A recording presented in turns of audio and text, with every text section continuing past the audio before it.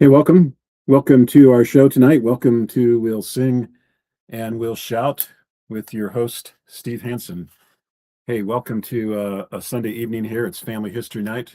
We're going to be talking about the three youngest daughters of the Nis Thomas Hansen family here in just a few moments. Um, what a beautiful night here in Provo, Utah. It is March 22nd, so it is the second day of spring. It means we are now experiencing more daylight than nighttime hours, which is always an exciting time of year to feel us flow into that more and more light pattern. I always love spring for that reason, but the reality is we're blessed to have all the seasons, and I feel, and even though I don't like winter as much for some reasons, I realize how important and significant winter is in helping us all to be healthy and strong, including the environment that we live in here. And this last winter, we have hardly had a winter here in Utah. We hardly had enough snow to support the ski industry. It really struggled this year, and somehow the Midwest took all of our winter, pulled it back there, and we hardly got any here. Now it has been my experience that we often get hit with a snowstorm in early April. So we will see if that happens this year. It's not going to happen to Heidi and myself and Kenny because we're going to be in Thailand for the first 10 days of April. But they may get hit with a early April snowstorm. We'll have to see. Um, but what a blessing, what a blessing it is to be alive. What a blessing it is to be here on this mortal earth. What a blessing it is to have a physical body. And I feel so grateful for the transformation and the change that has come into my life these last 8 months, that I can feel so much of that and feel that in such a powerful way. I feel so much joy and happiness in my body now that it is 45 pounds lighter than it was 8 months ago. And I know that as I continue to work on my program here, as I continue to lose some weight and get healthier, that things are going to even feel better and even more amazing. And what a blessing it is to have a body and for that body to be healthy and strong and well. And if you find that that is not the situation that you're in, if you're not finding joy and happiness in your body, I would ask you to reach out to me and let me help you consider some things that can make a change, can make a huge change for you, uh, things that have made a huge change for me. That invitation is open to one and all. That invitation is to open to somebody I'm walking by in the grocery store, somebody I meet in the airport, somebody I'm doing a project for. That invitation is open to everyone. I have no, let's see, what am I saying here? I have no restrictions on sharing that with anybody. Um, I think about this Nis Thomas Hansen family, and if you were a part of our earlier sessions and you reflect back on the history here, Nis Thomas back in 1882, he had he had five children at the time, and this Nis Thomas and Ellen Christina actually had 13 children, and they lost two sets of twins at birth. And Cheryl, it appears there was another child, another son that was lost also, I think, earlier on. So these folks had 13 children, eight of them survived. The three youngest were born here in the United States. And I don't remember, I think maybe one of the sets of twins that died was also born here in the United States, but I don't have that history in front of me. So let's not claim that to be perfectly accurate. But the amazing thing about Nis Thomas and Ellen Christina was after he had spent 2 years serving in the Danish army, because the area that he was living in, Schleswig, was now part of Germany. It had become a part of Germany in this war between Denmark and Germany. The Germans came knocking on his door and said, "Hey, nice job serving in the Danish army. We now want you to come serve 6 years with us as part of your responsibilities to what is now Germany." And Nis Thomas, and they said, either serve or leave. You've got 24 hours. So these two, Nis Thomas, Ellen Christina, five young children, had to make a decision that was going to have a huge, huge impact. And these two made the decision to leave, to take their family, leave their home, leave everything behind except whatever they could reasonably take with them, get on a boat and sail to the United States, come through Ellis Island. It's going to be really interesting to search those records, Cheryl, when they actually came through Ellis Island, because I'm sure they're right there. But came through Ellis Island. They had 50 cents in their pocket. They made their way to Port Clinton, Ohio, and the story goes on from there. But what an amazing thing it was for them to make that decision within 24 hours to leave their homeland, to leave family, and to come to the United States of America. And if they had not had the courage and the fortitude to make that decision in the way that they did, I would not be sitting here today in the way that I am, as would hundreds of others of their posterity. I don't know that their posterity would reach into the thousands yet. I don't think that's true, but certainly hundreds. Their posterity would reach into the hundreds, well into the hundreds. So, what an amazing choice that they had to make. I'm going to suggest that we all face choices like that almost every day that can have a huge impact on not only our own lives, but on future posterity. Those choices are open and available to us in the world around us on an almost daily basis. And yet, quite often, we don't recognize them, we don't understand them, and we don't make them. But those choices are often there that could have a huge positive impact, or perhaps at times a negative impact on not only our lives, but on what will be an endless posterity. So I would encourage everyone to consider choices very carefully, to look for choices, to recognize choices, to become informed, and to gain understanding, and to make those good choices. And it's my conviction, it's my testimony that you can be guided and directed in those choices too. So, with that wonderful amount of inspiration here, let's jump back in here to the story of Miss Thomas and Ellen Christina. We are going to talk about these three youngest daughters that were born here in the United States. I'm going to grab the picture here. Let's get reacquainted with this amazing family. We've got Miss Thomas here. Nis and I uh, have the same barber. We I don't know how we managed that. We're about 150 years apart here, but we have the same barber. And then we have Ellen Christina. Again, my youngest daughter is named Ellen Christina. Um, this is my great grandfather. Sorry, Nis is my great great. So John is my great grandfather, father of William Arthur Hanson, my grandfather. But we're going to be talking about these three gals back here. This is Aunt Jenny, and then we have Aunt Adeline over here, and then we have, let's see, Jenny, Anna, and then we're going to be talking about Anna right here.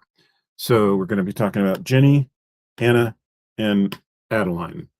And I have a daughter named Adelaide, which is after the place where I served my mission in Adelaide, Australia. So it's not quite Adeline, but it's close. So those are the three gals we're talking about: Jenny, Anna, and Adeline over here. So all born in the United States. So let's see what we can learn about these amazing gals. So Anna Christina, uh, pretty amazing name there. Anna Christina was the first child born in the United States. The family was very poor, having just gotten over here from Denmark, very poor, and often had little to eat when she was small. However, she developed a love for pretty clothes and nice things. She too had little schooling, but was fortunate to get a job as a maid and a babysitter for an influential family in Bellevue, the Burt Wright family. He was Bellevue's leading banker, a well-educated and highly respected man. So those of you from Bellevue, you can look up Burt Wright. I feel like I read something in the history of Bellevue just recently that was talking about this man, Burt Wright, and him being one of the leading bankers. So apparently, my great great aunt Anna Christina worked for him as a babysitter and a maid. So Anna learned a great deal while working for them. She had a good voice, which she developed, often singing in public. She sang in the Lutheran Church Choir, St. John's Lutheran Church Choir, for many years, where she was a member. She spent most of her earnings on nice clothes, especially big and fancy hats. So there you go, putting your money into big and fancy hats. That was the thing to do back in what was, oh, let's see here. She was born in around 1885, 86, something like that. So she was growing up she was an early teenager in 1900. So in 1902, 1903, she would have been graduating from high school, except I don't think she graduated from high school. One of the things that occurred to me was that when these people came over here, first of all, they were learning English. And so, and back in those days, schools were not set up to accommodate people very well that were coming in with different languages, I would imagine. And so none of these people had much more than an elementary school education, and that's all they had to work with. And so they had to find other ways to earn their money that meant working and working hard. I wonder where that comes from for me. So that was Anna Christina that we're talking about. She goes on. She married Louis Jacobs, who was a barber in Bellevue. He later became an automobile dealer, and opened a garage in Bellevue. I think he was the first one to sell the Willys Overland cars in Bellevue. He did not have enough financial backing. During the Depression following World War I, he lost both his business and his home. Aunt Anna baked bread and cakes to sell and also did ironing and sewing for others to care for her family. They had 5 girls. Wow. So Ann and Christina and Louis Jacobs raised 5 girls there in Bellevue. They later moved to Bowling Green, where Uncle Louis got a job delivering mail at the university. So Uncle Louis Jacobs was over there working at Bowling Green University, delivering mail, Cheryl. So pretty cool. It would be really fun to try and catch up with some of these posterity of Aunt Anna, and get some stories from that whole family and that whole situation. 5 girls. It would be fun to know what those girls' names were. So next was Adeline Elizabeth. Adeline Elizabeth was the next one born in the U.S. I know nothing about her childhood, except that the family lived on the road 1 mile south of Gray Haven, and she was with her two sisters and brother Harry, and she, with her two sisters and brother Harry, attended District Number 6 school in Thompson Township. So Cheryl, I think I had seen that before, and that's what prompted me to say that I don't think they went to Flat Rock. They went to this number 6 school in Thompson Township. And I feel like that school is back there on, is that County Road 32 behind us? Um, or Township Road 32 or whatever. I feel that like there's a little red schoolhouse that I recall seeing back there on that road behind us. And I think that that is the school where they would have gone, the number 6 school. She was fortunate to be able to attend high school, which means that she went to Thompson. She would have went to the Thompson Central School, and a business school. She obtained a good job working in the office for one of the Wolf brothers in Bellevue. The Wolfs were some of Bellevue's leading businessmen at the time. Adeline married Clarence Eden. He came from West Virginia. When I first knew him, he was a shoe clerk in a department store in Bellevue. Later, they bought and operated the Busy Bee Confectionery and Ice Cream Parlor in Bellevue. Later, they sold that business and moved to Cleveland, where they shared a business with Aunt Jenny and Uncle Arthur Lewis. That didn't work out very well. Uncle Clarence later started a business for himself in his home. He manufactured small parts for the government for defense work. In later life, he made and sold grandfather clocks. So some really interesting history there, Cheryl. The Busy Bee Confectionery and Ice Cream Parlor in Bellevue. I wonder where that was located in Bellevue, and if there's any history about the Busy Bee Confectionery in Bellevue. Let me do a quick search on that and just see if we can get anything on that one. Busy Bee Confectionery, Bellevue, Ohio. Okay, so I'm not seeing anything pop up here right away. There are some Busy Bee confectionaries, but they're not associated with Bellevue. Let's see what else we might have here. Okay, so we're gonna have to research that a little more. Probably in the history of Bellevue, there might be something that we're not finding here on on Facebook or on Google. So, all right, enough of that one. Um, they had no children of their own. We're talking about Adeline and Uncle Clarence. They had no children of their own, so they adopted two, a boy as a tiny baby and a girl who was several years old. So again, would be interesting to track down any posterity there, Cheryl, and see what is going on there today. Jenny Roslin was the baby of the family. She was called Simmy, Simmy, Simmy by most of her family. She had to be the boy in the family when she was young, as her brothers were all older and working away from home. She helped Grandpa, talking about Miss Thomas, she helped Grandpa with the farm work and chores. She learned to enjoy to ride horseback. All right. And she too attended high school down at Thompson, and she attended Ohio University. So how about that? That's quite a little trip back in the day to go from Bellevue to Athens, Ohio for college. What a little journey back and forth she was making. She became a teacher and was my teacher for first and second grade, which she's now referring to Thompson. Aunt Jenny went and got her degree at Ohio University and then came back and taught first and second grade at Thompson. That's pretty cool. That would be pretty cool to go to school and have your Aunt Jenny up there teaching, except she would probably be harder on you than she is on the rest of the kids. So maybe that wouldn't be so cool. She then got a job teaching in Bellevue in the primary grades. She too sang a great deal, having a very good voice. She often sang in a quartet with her sister Anna and two of our neighbor men. She also sang solos and duets. She sang in different church choirs for many years. She learned to play the piano and loved music deeply. She married Arthur Lewis from Lorraine, who was a brother of Aunt Lillian's. Aunt Lillian's. Trying to figure out who Aunt Lillian is. But Arthur Lewis from Lorraine, they lived in Cleveland eventually, obviously. I mean, she was in Bellevue. Maybe after she got married, they moved to Cleveland. They had two children, a boy and a girl.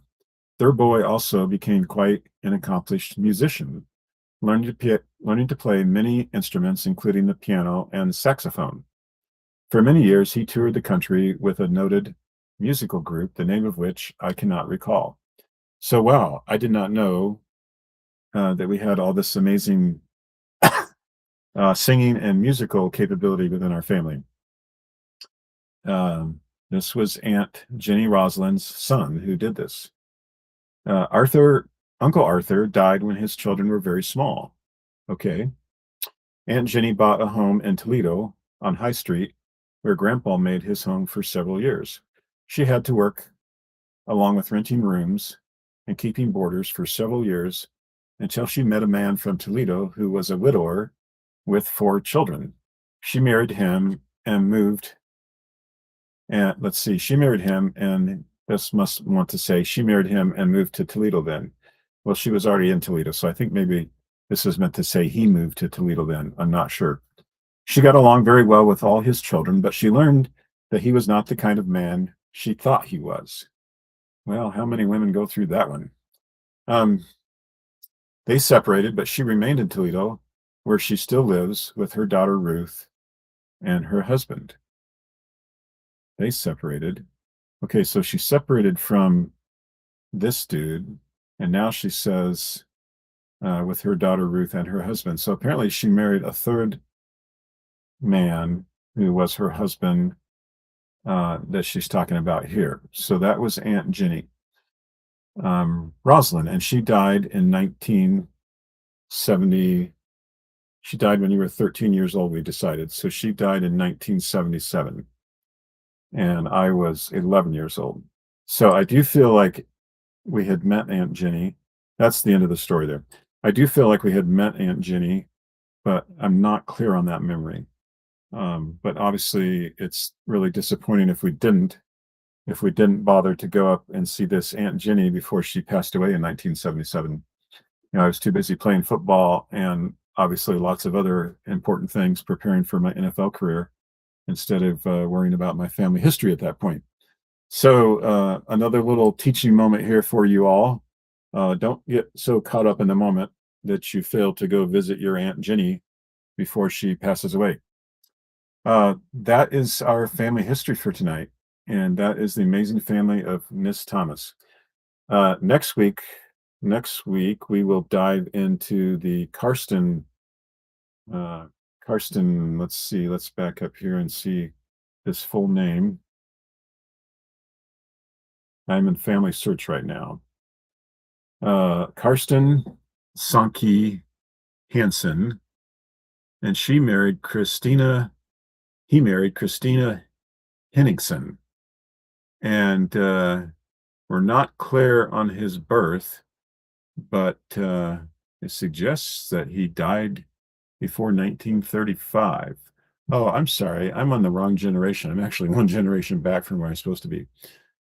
Further back. Okay, so this is Karsten Sankey also, but he was born in 1823 in Schleswig, Germany, or what was then Denmark, and he died in 1877. So Nis Thomas's dad died before they left for the United States. He married Maria Thompson without a P, Thompson, Thomsen. She was born in 1816. So this is kind of interesting. She was 7 years older than him. She was robbing the cradle there a little bit. She was 7 years older than him. She died in Ottawa, Ohio in 1893. So I don't know how many years that is. Some quick math in my head says that's about 77 years. She outlived him quite a bit, and let's see, she outlived him by 16 years. Yeah. And she came over to the United States. So Nis Thomas's mom came over to the United States, but his dad did not. And let's see, what do we know about their marriage? Their marriage was on December 27th, 1843 in Lech. We talked about the little city of Lech there, in which is part of Schleswig-Holstein there in Germany/Denmark. And Cheryl, this is interesting. She is buried in Port Clinton.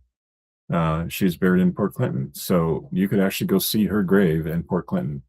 I'm going to give that assignment to you. You're going to take some pictures for me sometime when you're up there, and we'll share those sometime. So that is your family history for tonight. We're about 23 minutes into this. I appreciate anyone who has jumped in here to watch this or catches it on the replay. I always appreciate your comments. I appreciate your likes and your loves and anything else you got to share. Even if all you want to do is throw some negative stuff at me, just anything you've got to say at all is appreciated. So tell me what you think. And tomorrow night we will be on with the 5th edition of Cheryl's Boyfriend's Countdown Calendar. The 5th edition. I'm trying to remember which one this is. I don't think I know. I don't think I recall right offhand, but she obviously does. She'll have that story and more tomorrow night on your favorite show.